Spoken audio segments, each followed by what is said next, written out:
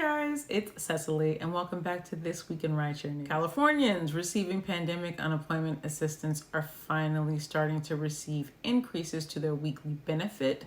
Those funds will be automatically credited to your EDD debit card and you don't need to do a thing to receive it. Now, earlier this week, a Doordash driver said he was trying to deliver food at an apartment complex in Arizona when he was met by a man who held him at gunpoint. We're doing Doordash. No, that's not what's going on. Yeah, that's what's going on. We have food. You can hear the desperation in their voices after this man, Valentino Tejada, pulled his pistol out on Dimitri Mills. By the time I hop out the car, he has his gun drawn out.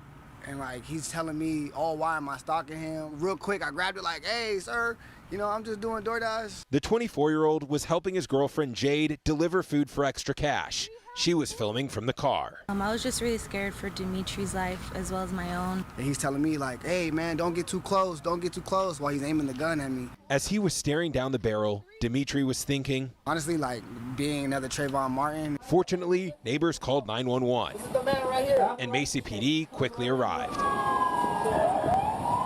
Tejada dropped the gun and was arrested and charged with aggravated assault and a Class 6 felony charge for disorderly conduct. In the past 3 years, Mesa police say they've had 3 contacts with the 32-year-old, none of them criminal. On the report, though, officers wrote Tejada may be mentally disturbed. I didn't see none of that. He was fully able, capable. Tejada is already out of jail, but the cell phone video will play a huge role in the case. If there was no video, I'm not able to say nothing. My word is only so much. People to be aware of these situations. Uber riders will soon be able to book trips for hours at a time. It's called Uber Hourly, and it's being billed as a personal driver service. Now, the feature is being tested in 12 cities. It costs $50 per hour, excluding tolls, and has a 7-hour limit. Hourly can be used to get to multiple destinations, but not to the airport. Our SG correspondent Joe will be talking about this week, so look out for that video. Now, there's no easy way to delve into this topic, so I'm just going to go right into it. I heard from a subscriber earlier today in Denver who reached out and said that she found herself in the middle of a riot. She said she was caught off guard and had a really hard time navigating the crowd, and it was just a lot. So I thought, hey, why don't I come up with a number of tips that you can use should you find yourself near a riot zone. Don't just turn on your app and leave. Stay informed, use social media, Twitter's my thing. Definitely the news and radio are just as good. Carry only the essentials. Keep it light. Small amounts of cash, no jewelry, purses, wallets, nothing flashy.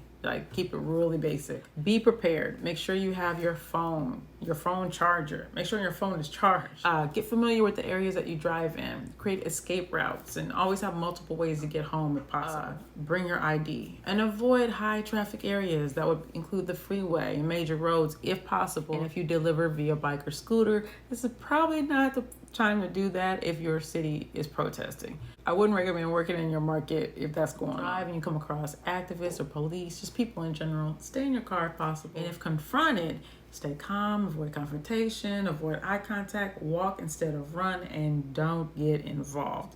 Stay safe and stay informed. And now for my question of the week. I saw that this lady said that she had what she claimed was the weirdest ride ever.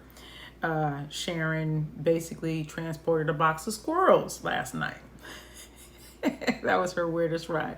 So I just want to know for kicks, what might have been your weirdest ride? Now I'm going to share mine. So my weirdest ride is not as cool as Sharon's. I thought about making something up, but I was like, you know what, that's too much stress. So my weirdest ride really involves this guy who ordered a car, and so it brought me to Tito's Tacos. Tito's Tacos is on Washington. I think it's in Venice, but it's a very famous taco place. So I'm excited when I pull up, Tito's Tacos, yeah. So, I love this place. I always get tacos here on Mother's Day, and then we go to the beach, and that's my thing. Well, the guy shows up to the car with a box of tacos, and he's like, I need to have these transported. And I'm like, okay, that's fine.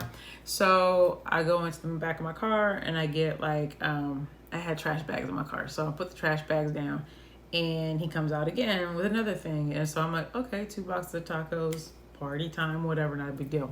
I'll be right back. He goes back inside and he brings 2 other boxes of tacos. And so I'm like, okay, so now I'm lining all my seats up because they have boxes. It's like a big box, like the same kind of box you would have for a donut box. Okay, similar.